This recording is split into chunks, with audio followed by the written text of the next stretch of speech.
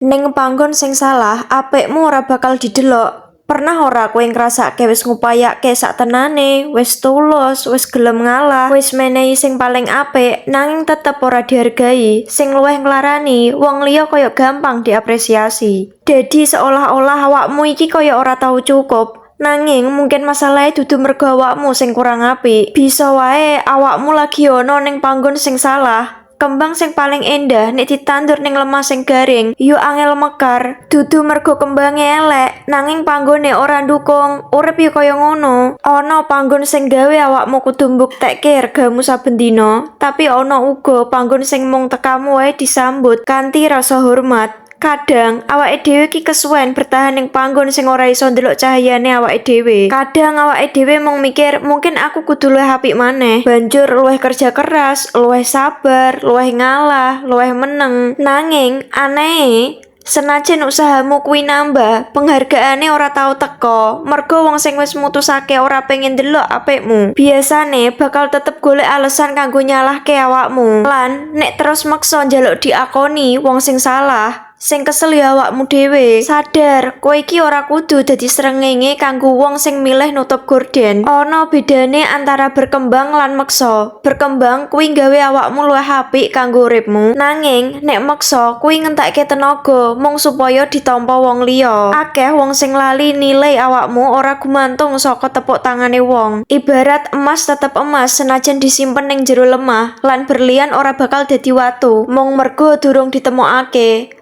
Mungkin saiki awakmu lagi ngrasake ora dihargai. Entah kuwi gak dihargai ning keluarga, ning pertemanan, ning kerjaan, utawa ning hubungan. Pitakone dudu apa aku cukup, apa aku kurang, nanging apa iki panggon sing pas kanggo aku. Mergo ning panggon sing tepat, energine beda. Kowe ora kudu pura-pura dadi wong liya, ora kudu terus njaluk validasi. Tekamu wae wis gawe wong seneng, usahamu didelok, pendapatmu yo dirungokke. Lan kehadiranmu dianggep penting. Iki dudu soal dimanja, nanging soal lingkungan sing sehat. Soale lingkungan sing sehat orang gawe awakmu wedi dadi awakmu dhewe. Deloken kuwi wit bambu, pirang-pirang taun kaya ora tuwa. Nanging sakwise oyote kuat, dheweke iso munggah cepet banget. Uripmu mungkin yo lagi kaya ngono, dudu telat, dudu gagal, tapi Gusti lagi nyiapke oyot. Lan salah siji oyot sing penting yaiku ngerti kapan kudu bertahan lan kapan kudu pindah. Mergo ora kabeh lawang sing ketutup kudu didobrak. Ana lawang liya sing pancen wis kebuka kanggo awakmu. Kadang Gusti Allah kuwi ora nyopot awakmu saka panggon lawas kanggo ngukum, nanging kanggo nggawa menyang panggon sing luwih cocok. Sing lucu, pas wis ketemu panggon sing tepat, kowe bakal mikir, ngopo yo mbiyen aku nganti maksa bertahan? Mergo rasa tenang kuwi ora iso dipalsu. Wong sing tepat orang gawe awakmu terus mbuktekke regamu. Justru dheweke malah gawe awakmu luwih percaya karo regamu dhewe.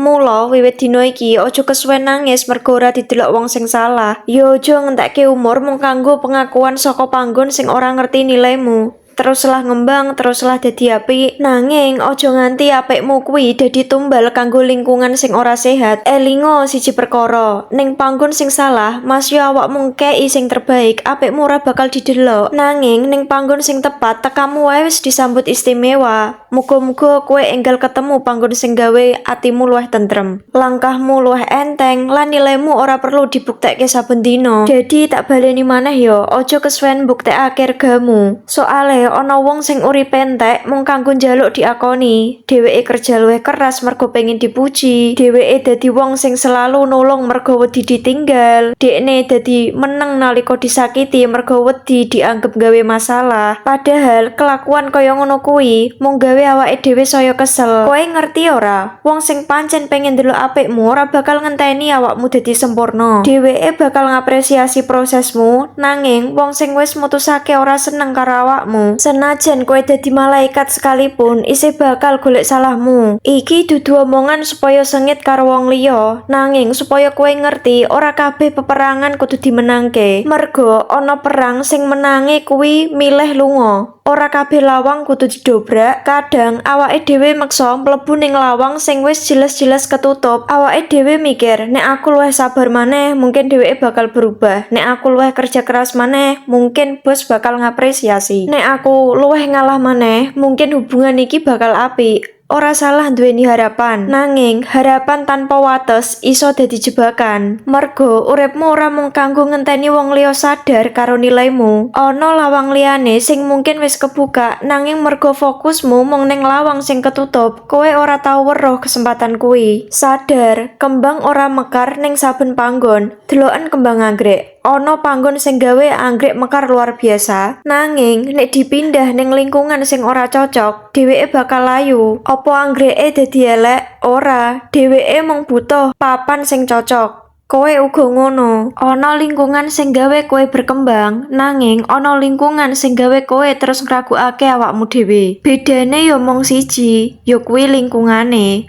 Wong sing tepat ora gawe kowe terus mbuktekake diri. Pernah ora ketemu wong sing pas ketemu pisan wae rasane nyaman? Ora perlu pura-pura lucu, yo ora perlu nyaring saben tembung, ora perlu diadili. Kowe mung cukup dadi awakmu dhewe. Kok iso? Yo iso, mergo rasa aman kuwi gawe jiwa iso ambekan. Hubungan sing sehat, pertemanan sing sehat, lan lingkungan kerja sing sehat duweni ciri sing padha. Kehadiranmu dihargai, pendapatmu dirungokake, kesalahanmu dibenerke tanpa diremehke. Bedane tipis, nanging pengaruhe gede banget. Aja goleki cahya ning wong sing nutup mripat. Soale kowe ora kudu dadi srengenge kanggo wong sing sengaja nutup mripat. Artine ana wong sing pancen ora gelem ndelok apikmu dudu mergo apikmu kurang padang, nanging mergo dheweke wis mutusake ora pengen ndelok. Nek terus maksa sing kesel ya awakmu. Energi sing sakjane iso kanggo ngembangake uripmu malah entek mung kanggo njaluk pengakuan. Sinawa teko bambu. Bambu kuwi mulangake bab kesabaran. Soale bambu pirang-pirang taun sawise ditandur kaya ora ana perkembangan, saben dina disiram, saben dina dirumat, nanging sak njaba ora katon apa-apa. Bareng oyote wis kuat, bambu kuwi tuwuh cepet banget. Yakino usahamu ora bakal sia-sia. Kowe mung lagi mbangun pondasi sing durung keton. Ojo iri karo wong sing saiki katon luwih dhuwur. Kowe ora ngerti sepiro jero oyot sing lagi dibangun. Intine golek panggon sing tepat ben tekamu kuwi dadi berkah. Soale sing paling nyenengake saka urip yaiku nalika pungkasane kowe ketemu lingkungan sing pas. Kowe ora perlu teriak supaya dirungokake, ora perlu ngemis perhatian, ora perlu pura-pura kuat saben wektu. Soale tekamu wae wis gawe wong seneng. Iki dudu keberuntungan, tapi iki akibat saka ketemu papan sing cocok. Lan percaya, rasa tentrem kuwi beda karo rasa seneng sing mung sedelok. Rasa tentrem kuwi gawe ati ora terus perang. Aja wedi ninggalake sing ora cocok. Akeh wong bertahan mergo wedi miwiti maneh. Padahal bertahan ning panggon sing salah uga duweni rega.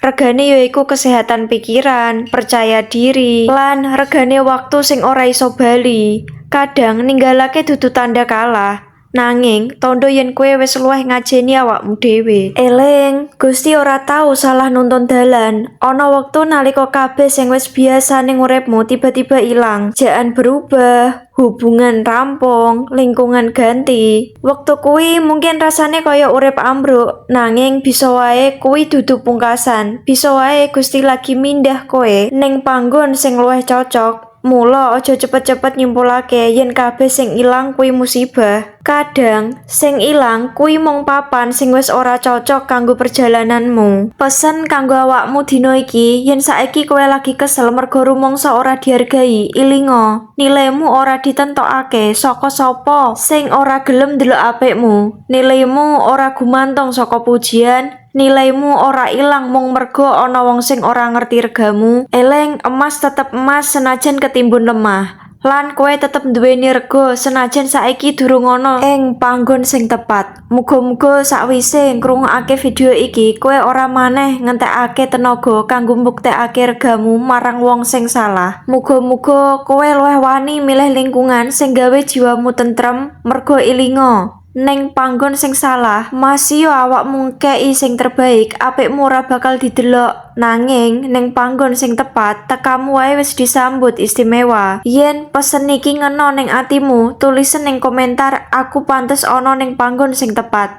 Lan yen kowe seneng karo konten kaya ngene, aja lali yo dulur di-subscribe supaya awake dhewe iso terus sinau bebarengan babagan ketenangan, keberlimpahan, lan cara ngrumati diri tanpa kudu ngemis pengakuan saka wong sing salah. Matur suwun.